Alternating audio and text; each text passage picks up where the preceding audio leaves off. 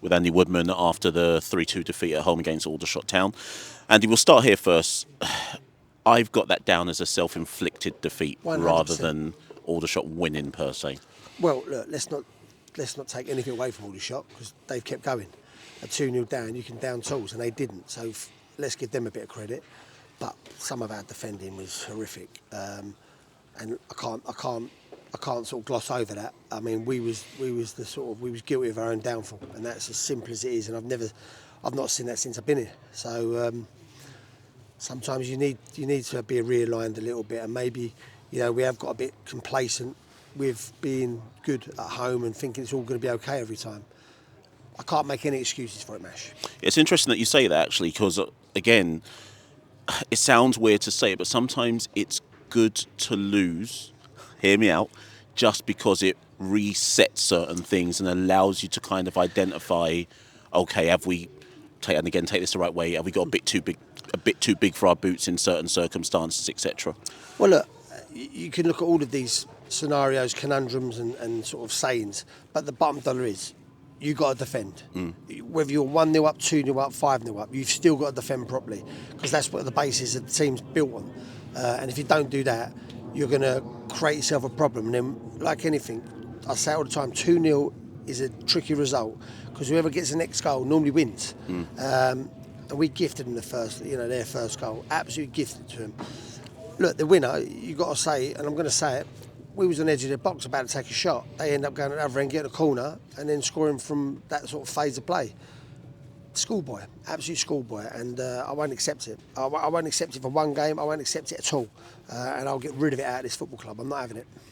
There was elements, though, before Aldershot won the game at the death, at 2-0, I'd even argue at 2-1, there were chances to still put the game, I guess, to bed in some regards, or do you not see it that way? Yeah, 100%. Look, we are a classic team, and this is what I've got to get out of this football club.